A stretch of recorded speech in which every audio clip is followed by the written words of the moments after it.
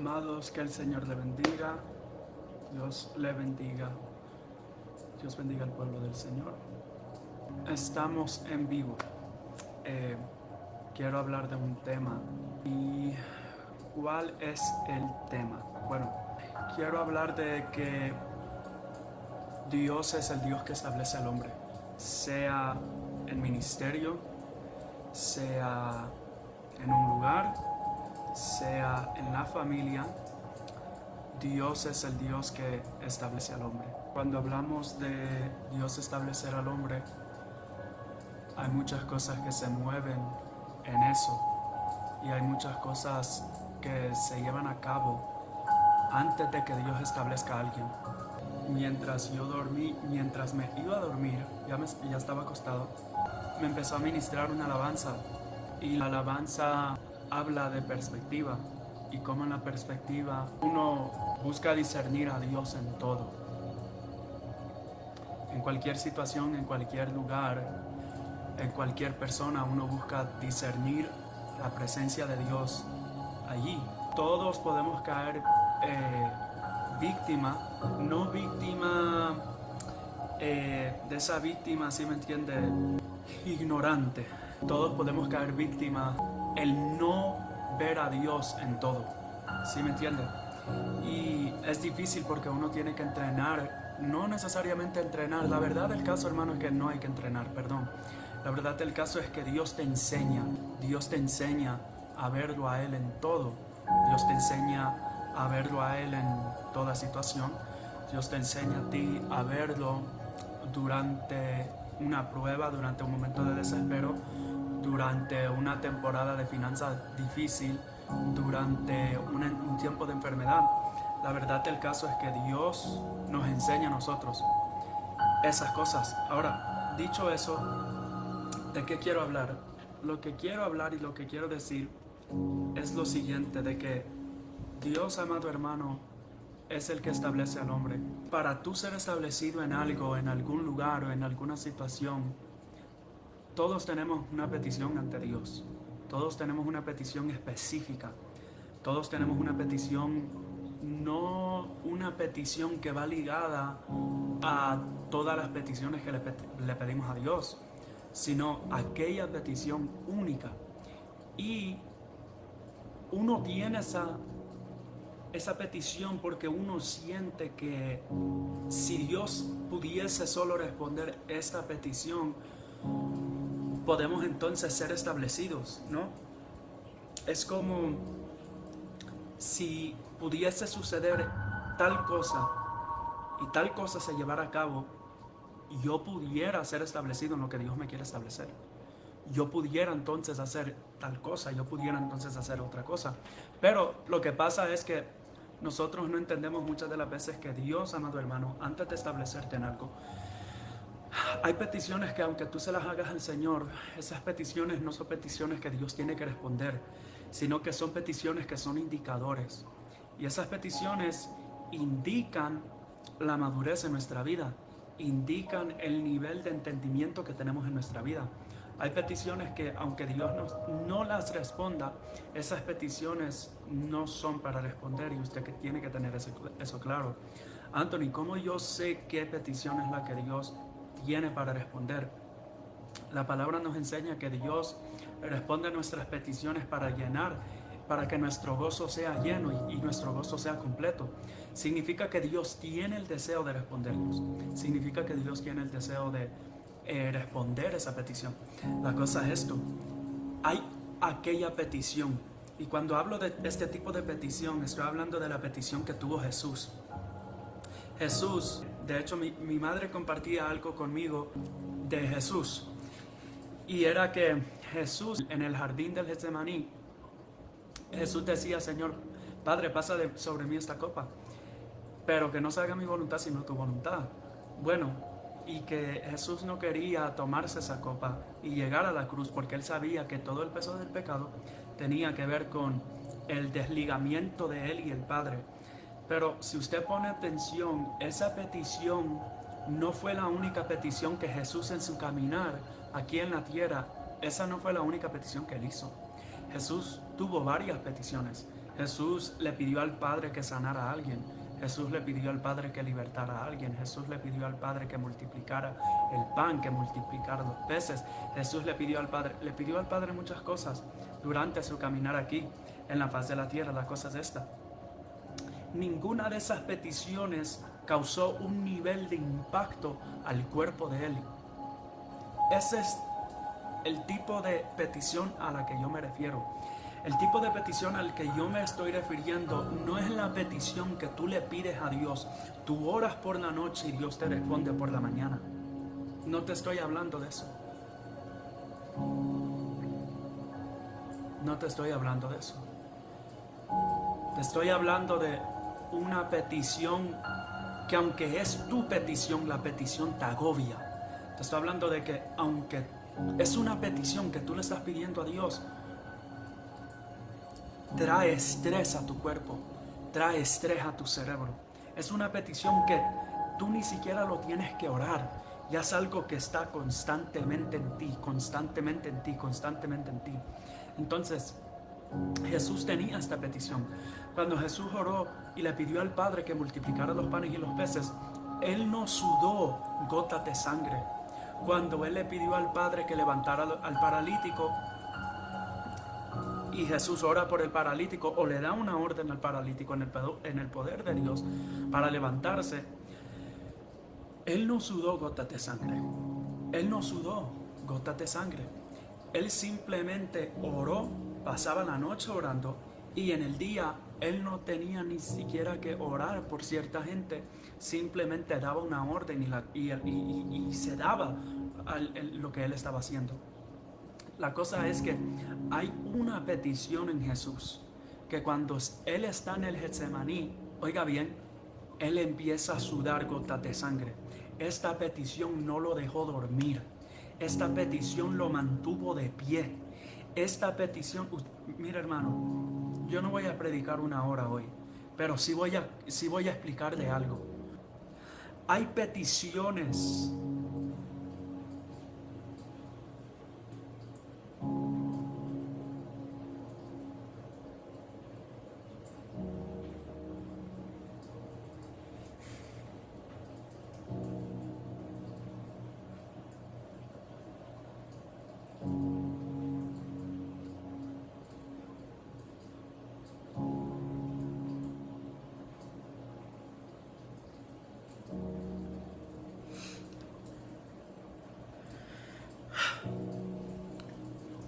Hay peticiones que no están supuestas a ser respondidas. Hay peticiones que Dios no las tiene que responder. Esa petición, esa única petición, es la petición que te mantiene con fuego. Esa única petición es la petición que te mantiene en unción. Esa petición, si no tuvieses esa petición que te agobia, que te puede traer hasta depresión, si tú no tienes ese tipo de petición, tú pasarías noches enteras durmiendo. Tú pasarías años enteros sin vigilar ni siquiera una noche. Pero Dios permite estas cosas. ¿Por qué? Porque cuando tú tienes este tipo de petición que tenía Jesús en el jardín, Jesús no durmió. Jesús cobró unción, Jesús cobró ánimo, Jesús cobró poder. Jesús, hermano, Él en un momento de desespero pudo hablar con los discípulos e inspirarlos a que oraran, a inspirarlos a que se levantaran también, a inspirarlos a que buscaran con Dios juntamente con Él, a lo mejor a la distancia del tiro de una piedra, pero todavía les pudo inspirar. ¿Por qué? Porque este tipo de petición de la que yo le estoy hablando, hermano, es el tipo de petición que Dios deja sin responder. Dios deja esta petición, y usted sabe cuál es su petición, y yo sé cuál es mi petición. Usted sabe cuál es aquella petición, no es la petición que usted ora de vez en cuando, que alguien en la iglesia le dice, hermano, ore por mi petición. No estoy hablando de esa. Estoy hablando de una petición, se va a escuchar como una locura, pero una petición estilo Elías. el profeta Elías, una petición estilo profeta Jeremías, una petición, hermano, que silenciosamente uno desea la muerte, una petición que silenciosamente usted está en depresión, una petición tan silenciosa, hermano, que aún la gente en la que Dios lo usa enfrente de esta gente para hacer milagros, para hacer prodigios, para obrar en sanidades, Dios lo usa a lo mejor en liberación, todas estas cosas. Pero esa petición, cuando usted predica, está detrás de sus pensamientos. Cuando usted ministra, esa petición está allí en sus pensamientos. Cuando usted ora por otra gente, esa petición está allí, en su mente, en su pensar. Y usted no se puede deshacer de eso, porque este tipo de petición no se deshace.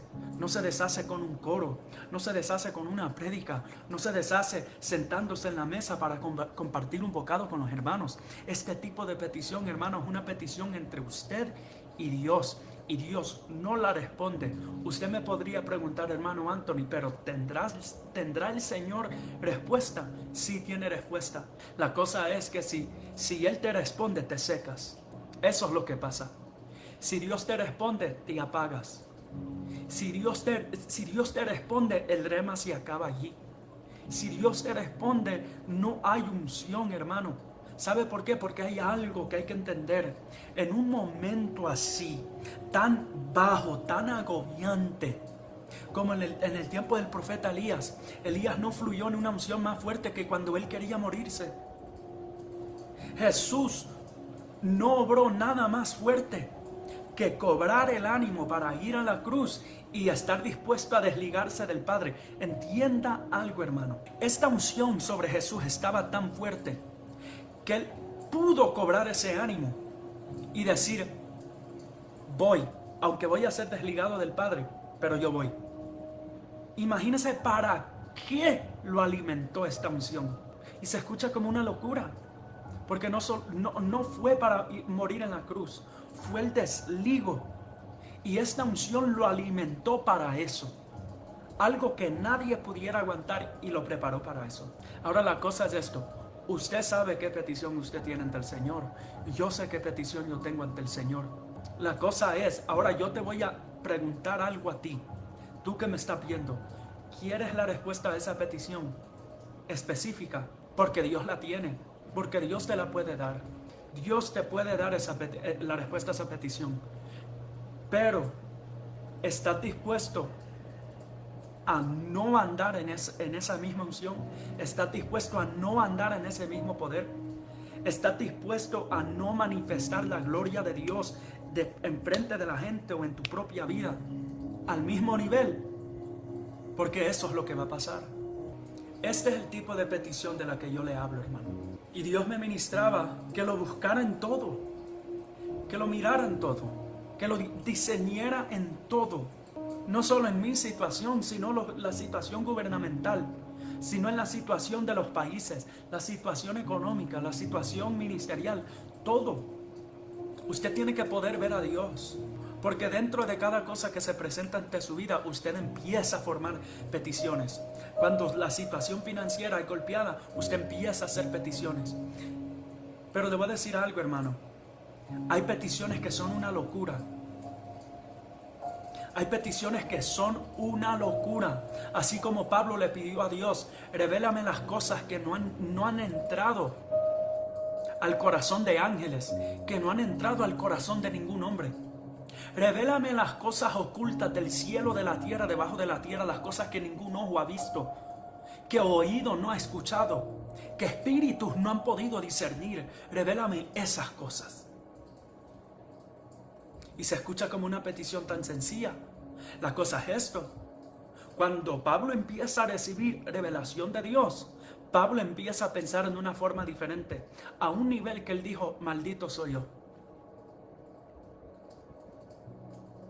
Alguien que me saque de este cuerpo. Alguien que me ayude a escapar de este cuerpo. Ve. Porque él empezó a ver cosas y a entender cosas que él no había entendido. Él estaba en paz en su cuerpo, pero empezó a entender cosas que la gente en su contorno no entendía. Él empezó a entender cosas que la gente que caminó con Jesús físicamente no entendían. Y a un nivel llegó a entender Pablo que él estaba ahora dispuesto a pasarse la vida en una cárcel si tenía que hacerlo. Pero póngase a pensar, una petición que te lleva a entender algo y tú entender eso y estar tan en paz con ese entendimiento que tú tienes, que ahora tú estás tan dispuesto a que te corten la cabeza. Es como contradictorio, no tiene sentido. Ve, pero eso es lo que pasó con Pablo. Eso es lo que pasó con Pablo. ¿Ve? ¿Qué petición tiene usted ante Dios? ¿Qué petición? Lo tremendo de todo esto es que Dios no responde a esta petición, pero te da cosas en el camino. Te da como herramientas en el camino. Dios no te responde a esta petición, pero te revela cosas en el camino. Dios no te responde a esta petición, pero manifiesta su gloria en otra área. Y esa gloria te sustenta, y esa gloria te mantiene. Esa gloria te levanta, esa gloria te restaura.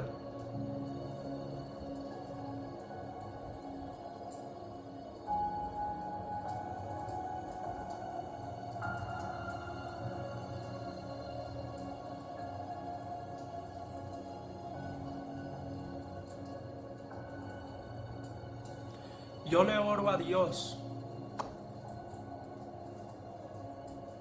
que así como Dios me ha visitado, que lo visite a usted, hermano.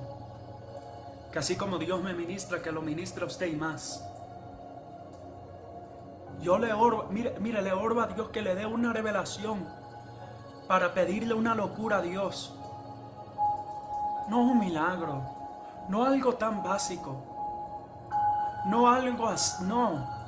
Una locura en el Señor, una locura en el Espíritu, una locura que no te deja tranquilo, una locura que tu mente cambia. Ya tú viviendo en lo normal, en lo común y el corriente del diario vivir, no te importa, no te interesa.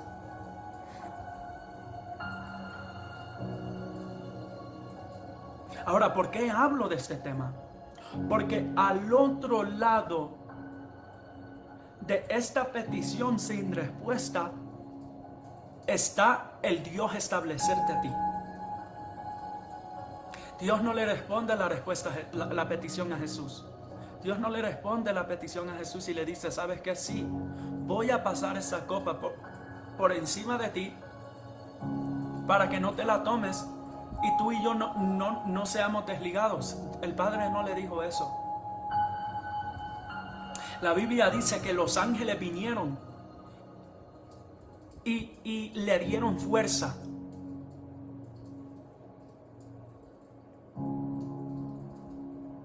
De momento la oración de Jesús cambia. De momento el carácter en Jesús cambia porque Jesús está tan agobiado que él está sudando sangre.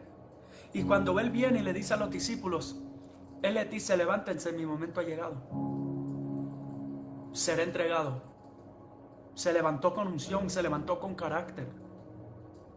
Se levantó con algo como, ¿qué pasó con el agobiamiento? ¿Qué pasó con el temor?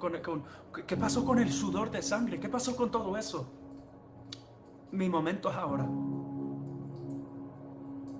Mi momento para establecer el reino del Padre, la asignación que Dios me dio para establecer esto, se establece ahora. ¿Ve? Eso es lo que pasa. Eso es lo que termina sucediendo. Hay peticiones, hermano, que Dios no las tiene que responder cuando uno quiere, cuando uno desea. Hay peticiones que Dios las deja. Y Dios está en paz haciendo eso. Dios no siente la obligación de responderte.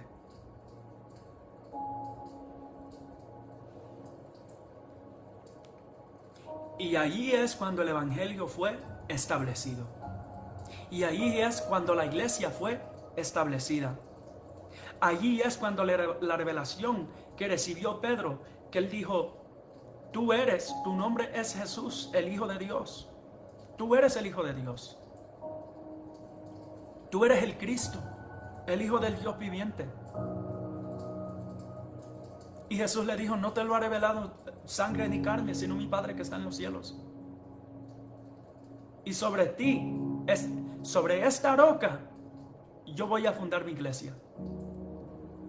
Pero ¿cuándo se concretó eso? ¿Cuándo se cementó eso? ¿Cuándo tuvo sello esa revelación? Tuvo sello cuando Jesús muere en la cruz y resucita. Allí es cuando se sella esa revelación que tuvo Pedro. En la muerte y en la resurrección de Jesús. ¿Ve lo que pasa? Eso es lo que pasa.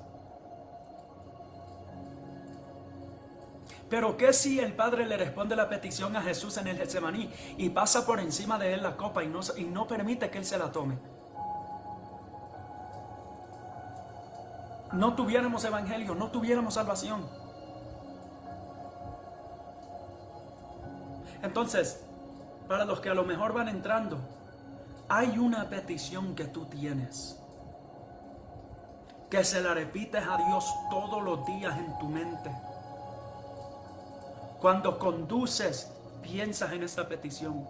Cuando cocinas, piensas en esto. Cuando tratas con los niños en casa, piensas en esto. Cuando trabajas, piensas en esto. Cuando hablas con tu esposo, tu esposa, piensas en esto. Cuando te bañas, piensas en esto.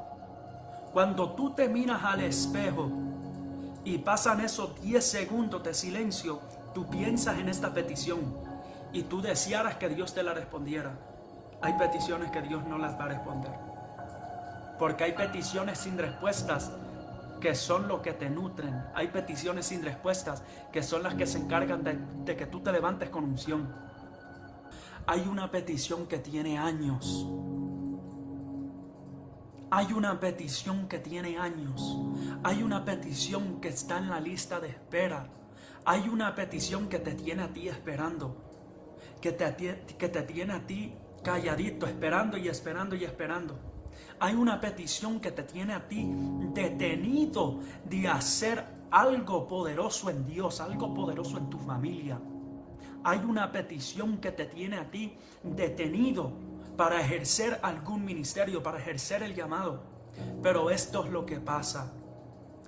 Esa petición nunca será respondida. El punto de que no sea respondida es esto. Porque en el transcurso de tu espera para la respuesta de esa petición es cuando Dios te va a establecer, y te va a establecer tan fuerte a un nivel que se te va a olvidar esa petición y ya no será más una petición. Será un ahora entiendo. Por esto fue. Este fue el motivo. Esto era lo que Dios quería hacer. Tú no tienes que huirle a nadie. Tú no tienes que huir de un pueblo. Tú no tienes que huir de una persona. Tú no tienes que huir de una situación. Tú tienes que mantenerte hasta que tu carácter se forme y se moldee a un nivel que cuando tú hables, el peso de la gloria de Dios se sienta en lo que tú hablas. Pero hay peticiones con respuesta. Hay peticiones que sí tendrán respuesta. Porque hay peticiones que aunque Dios nos las responda, hay peticiones que tienen resistencia. Así como la persona de Daniel. Que cuando Daniel oró y cuando Daniel ayunó, hubo resistencia. Pero la resistencia, hermano, se rompe con la unción. La resistencia se rompe con la oración. La resistencia, hermano, mire, le voy a decir algo. El peso de la nube de Dios, hermano, es tan pesada que no hay ningún nivel de resistencia que se aguante si Dios llega, hermano, allí donde está esa resistencia. No hay nada que aguante el peso. No hay nadie que aguante el peso. No hay situación que aguante el peso. Bueno, amados, Dios le bendiga, Dios le guarde. Yo quería compartir esto con ustedes. Yo sentía que era algo muy importante compartir con ustedes. Entonces, bendiciones.